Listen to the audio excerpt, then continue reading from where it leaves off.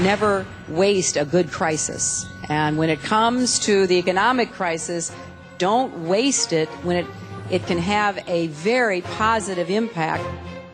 You never want a serious crisis to go to waste.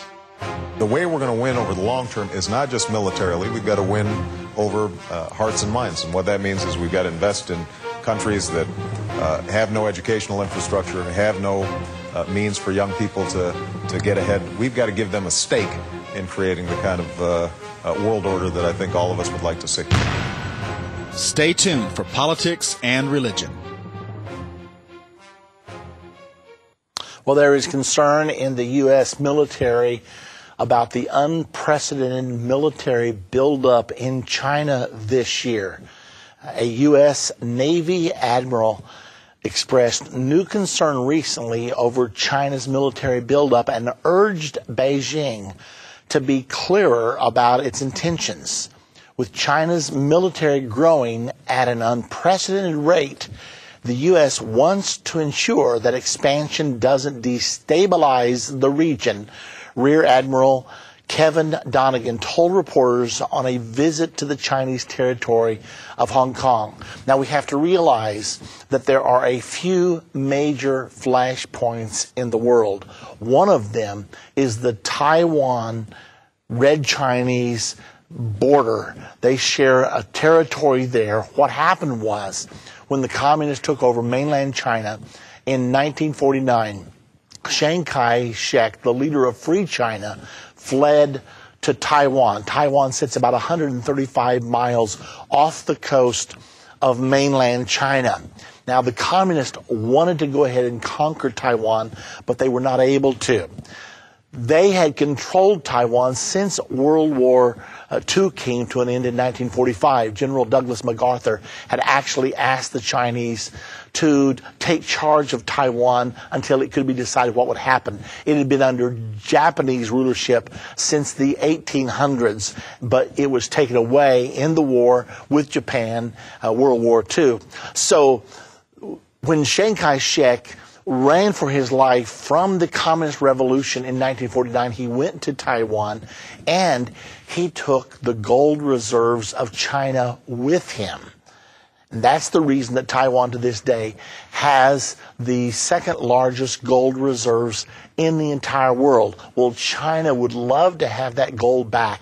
But even more than that, just the existence of an area called Free China is like a bone stuck in the throat of the Marxist rulers of mainland China.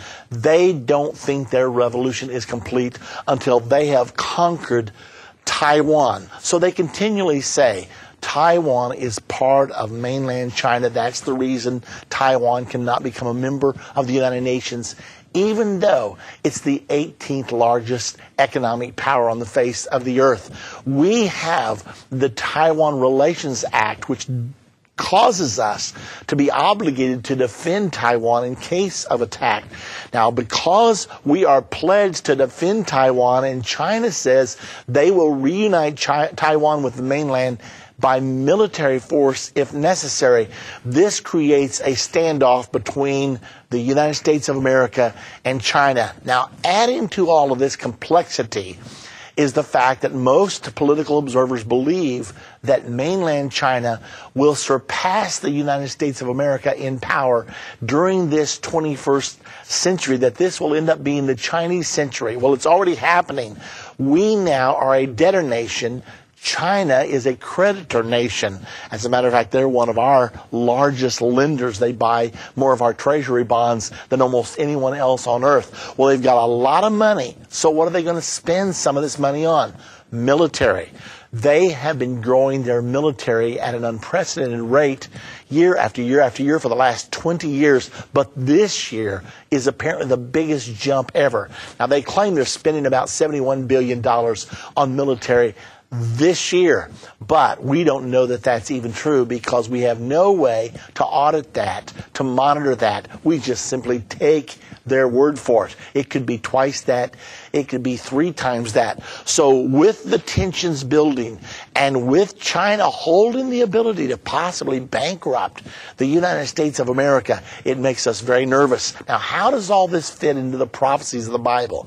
You know by now that the Bible says in Revelation chapter number 9, verse number 15, that a war is coming that's going to wipe out 1/3 of the world's population. It's too horrible to contemplate, but we do have to think about it because it's in the Bible and it is going to come to pass. There's no way it's going to be avoided. The only question is who is involved. Well, the United States of America is probably going to be involved because we have the nuclear firepower to actually wreak such havoc on the earth. China is probably going to be involved because it speaks of a 200 million man army. Mao Zedong, the late leader of China, boasted that China can put that exact number, 200 million soldiers on the battlefield.